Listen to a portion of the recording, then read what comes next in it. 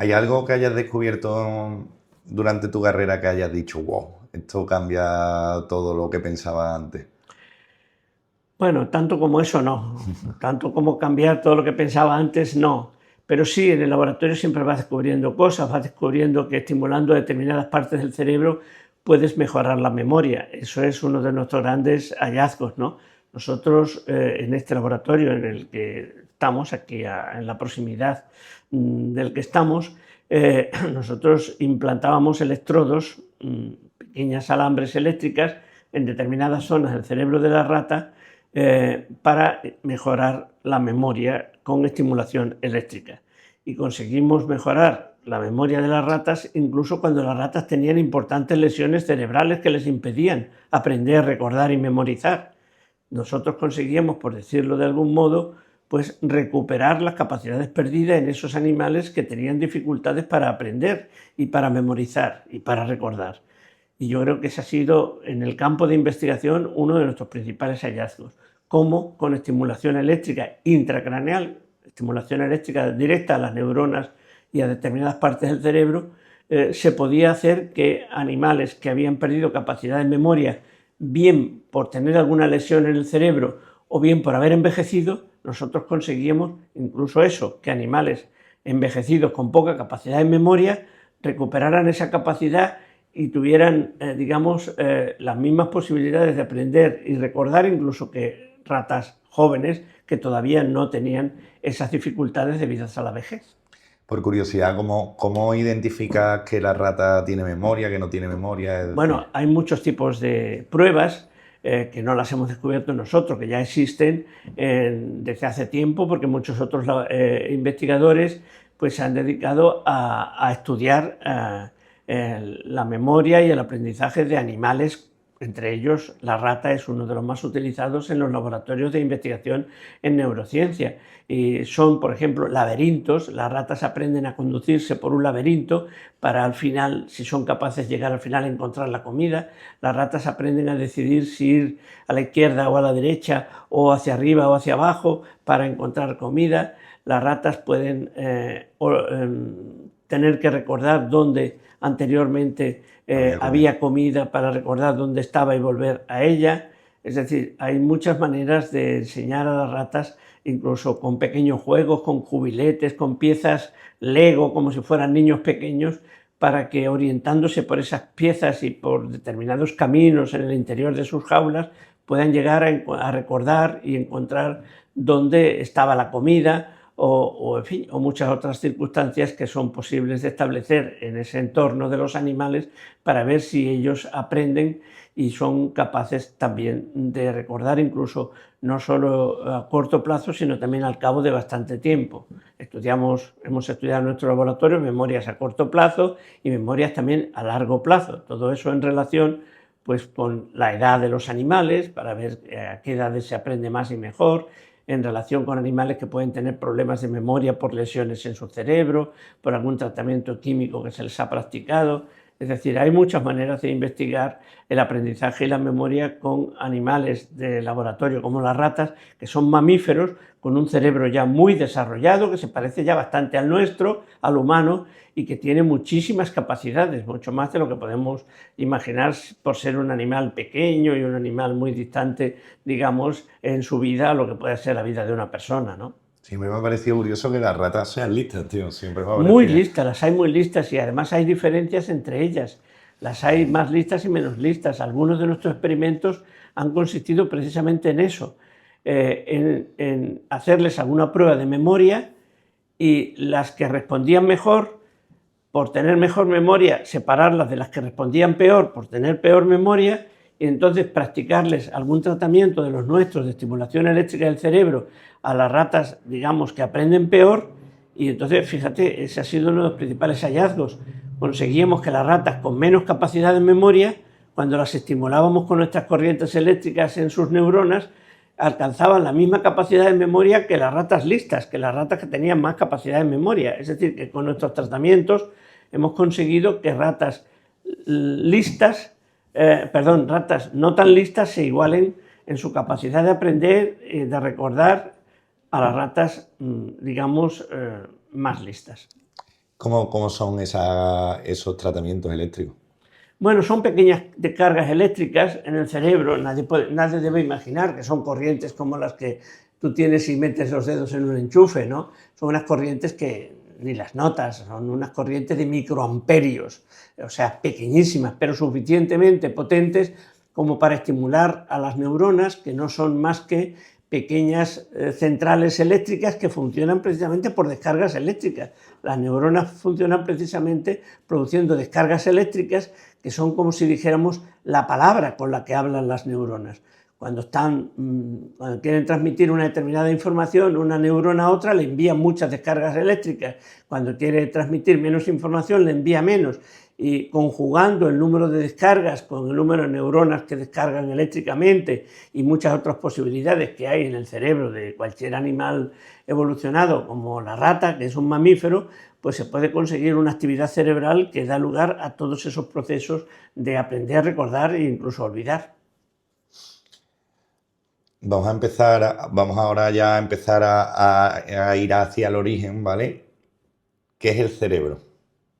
Bueno, pues el cerebro es un órgano que ha evolucionado a lo largo de 500 millones de años para conseguir que aquellos seres vivos que tienen un cerebro, puedan cambiar su comportamiento para adaptarse continuamente a los cambios que están ocurriendo en el mundo en el que viven. Si tú estás acostumbrado a una determinada temperatura y esa temperatura aumenta o disminuye, tú tienes que buscar la forma de protegerte ante esos cambios de temperatura. El cerebro es el órgano que te ayuda a aprender, a moverte, a cambiar tu comportamiento para protegerte de las condiciones adversas que pueda haber en tu medio ambiente o para buscar aquellas condiciones particulares que te permiten sobrevivir y reproducirte.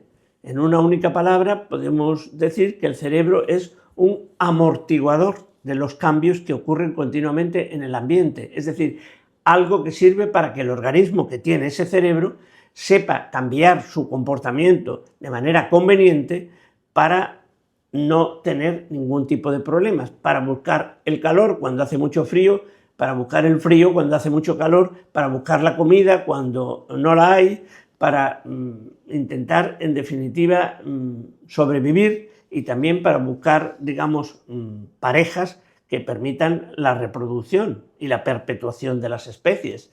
Esa ha sido la gran misión del cerebro. El cerebro existe porque el mundo en el que vivimos es un mundo cambiante, todo está cambiando continuamente en el mundo en el que vivimos, la luz, la temperatura, el calor, los recursos para alimentarte, todo está cambiando, la posición de las cosas, todo. Si nuestro organismo fuera un organismo adaptado solamente a una determinada situación, cuando esa situación cambiara podríamos perecer y no sobreviviríamos. Si la situación en la que vivimos está continuamente cambiando, necesitamos un órgano que nos permita cambiar nuestro comportamiento, lo que hacemos, para adaptarnos a esos cambios que están corrientemente ocurriendo en nuestro mundo, en el entorno en el que vivimos. En definitiva, lo que anteriormente decía, que el cerebro no es más que un amortiguador de las variaciones que están continuamente ocurriendo en el mundo en el que vivimos. ¿Y la mente es lo mismo? No, la mente no es lo mismo. La mente es algo que hace posible el cerebro, que hacen posible las neuronas. La mente es una función del cerebro, no es un producto del cerebro. No es algo que el cerebro produce y lo puedes llevar a otro lado, como por ejemplo esta botella que está producida en una fábrica donde envasan agua y yo la puedo tener aquí, muy lejos de la fábrica. La mente no es algo que tú lo puedas sacar del cerebro y llevártelo a otro lado, porque es una función del cerebro, es el cerebro funcionando. Es como la rueda y el movimiento. El movimiento no es un producto de la rueda, no es algo que la rueda va haciendo y lo va dejando caer por el camino, es algo que hace la rueda, es una función. Pues eso, la mente, los procesos mentales son un proceso o un conjunto de procesos cerebrales, algo que hace el cerebro, no un producto del cerebro. Es incorrecto decir que la mente es un producto del cerebro, porque un producto es algo que lo quitas de donde se produce y lo puedes llevar a otro lado. Y tú no puedes quitar la mente del cerebro y llevártela a otro lado porque no es algo que permita ese traslado.